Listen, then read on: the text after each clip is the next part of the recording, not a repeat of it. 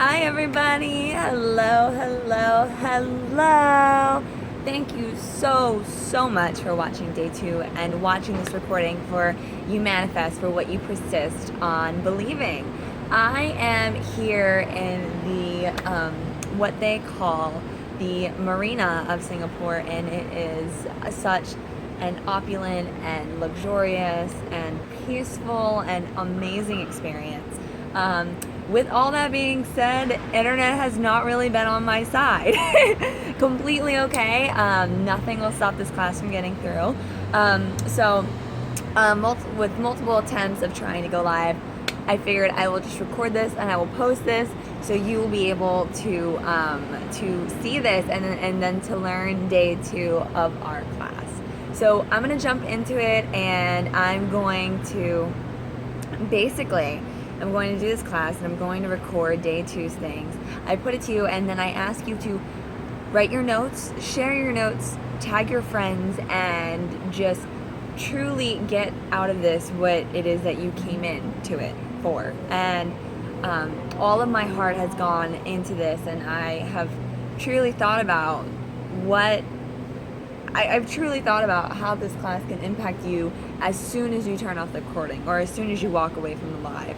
So thank you so much. And with that being said, we're going to move on into day 2.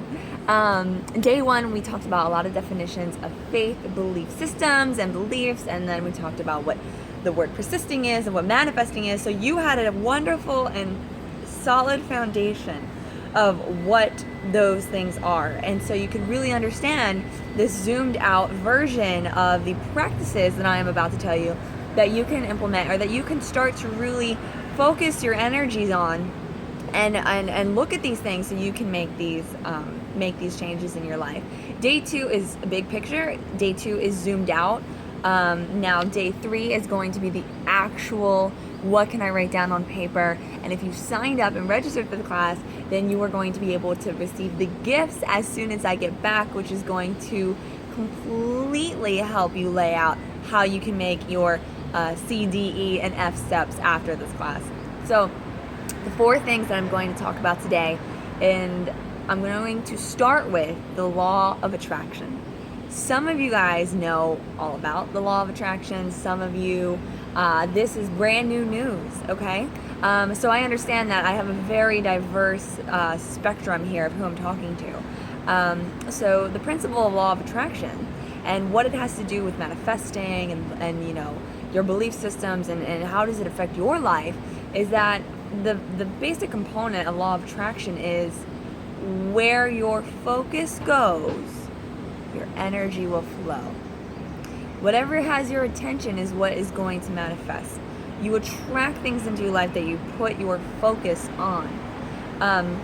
So my biggest thing to tell you is that what is it that you are focusing on? How does law of attraction have the effect in your life? And specifically, what has your attention majority of the days? So when we talk about your belief systems and how your belief system and your core values, like we talked about, they are a part of who you are. So you can easily say that your attention absolutely goes to what your belief systems are. So you need to ask yourself, you know, we have to get to the bottom of those belief systems, because then we need to know what it is that you're focusing on, what you're thinking about, and what you're putting your mind to attracting it. And I will say this is a really wonderful way to tie this example in. We talked about how you may have a belief that German-made cars are the best kinds of cars out there. So Mercedes-Benz and Volkswagens is the type of car that you trust. So then with that being said, your focus is going to go towards searching for a Mercedes-Benz.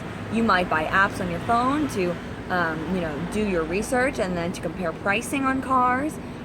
You may go to dealerships and actually drive the cars and test them out and see which one best suits you. Your focus is going to go into, you're going to make a bunch of different decisions, then you're going to do a lot of thinking about what type of car it is you want, because you do have the belief system that German-made cars are the best kind of cars. So think about that, and to tie it into your life, that you don't believe, you have this belief system that you are never going to be able to be wealthy. Ooh, how you doing? All right. We got some bees around here. So anyway, going back to what I was saying, is you may have the belief system that you are never going to be wealthy. So with that being said, you're going to be thinking about all the different ways that you can have assistance, all the different ways that you can be enabled, all the different ways that you can not push yourself, because you just have this belief system that you grew up a certain way, you were in a certain life, and that is not available to you. So you're not going to then do the proper research that you need and do the proper work that you need to maybe get out of a certain place that you're in, okay? So I really hope that example and this metaphor drew it home for you. So that is another thing. To add another point onto law of attraction is, I'm going to say, your beliefs and your focus, they're not separate. Nothing in your body is separate. Nothing in your life and inside of you is separate. It is all a cause and effect in some way, somehow, okay? And a lot of people think that I don't understand why this is happening to me, and they take no ownership on that. You have to take ownership of that, because it would not be anywhere near existence if you didn't have a part of it. Like, for example, nothing in my life is political. I have no desire to be involved politically. That is not my life, so nothing like that happens in my life.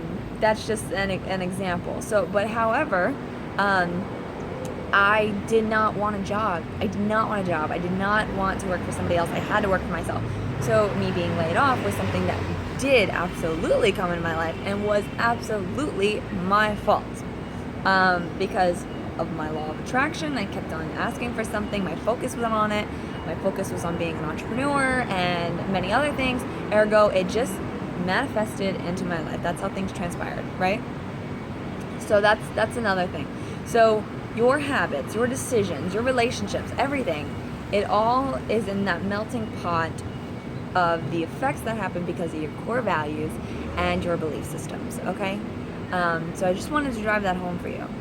And this is a really common saying, and this is something that I made a connection with recently, and I thought it was profound, and I loved it, and now I'm saying it to everybody.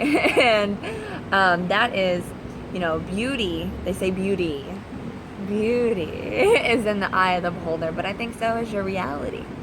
Your reality is also in the eye of the beholder. So I hate that example of you have to be realistic. I hate that word. That is a buzzword for me to snap, because even though I'm always composed, like, that is the biggest thing that I don't agree with, because I think like everybody creates their own reality. So everybody's realistic is completely different.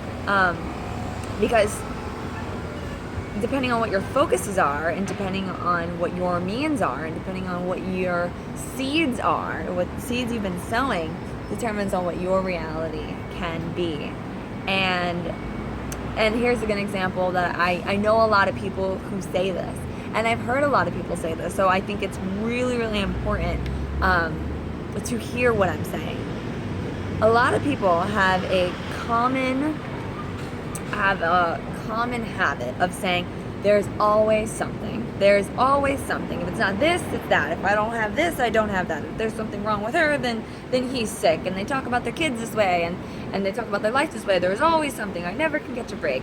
Give me a break. Like, that type of language that you're speaking is the most detrimental thing anybody could ever do. You're basically holding your own gun to your head, and you have nobody else to blame. If you constantly say, there's always something, I never can catch a break. Like, those words are the most poisonous words to life. And I hope that if you're watching this class, that you never say them ever again. And if anything, I want you to start saying, and I want you to start attracting that everything always goes my way. Everything is seamless, and my life is easy. My life flows. I go with the flow of life. I'm in divine flow. I want you to begin saying those kinds of things. We need to immediately eliminate the reality framework setting words as there's always something bad happening to me. And I cancel that for myself. There's nothing bad happening to me, because I know how powerful my words are. So that is the final point with the first main practice you need to implement, okay? second main practice is the second main practice is creating core values and becoming assertive, decisive.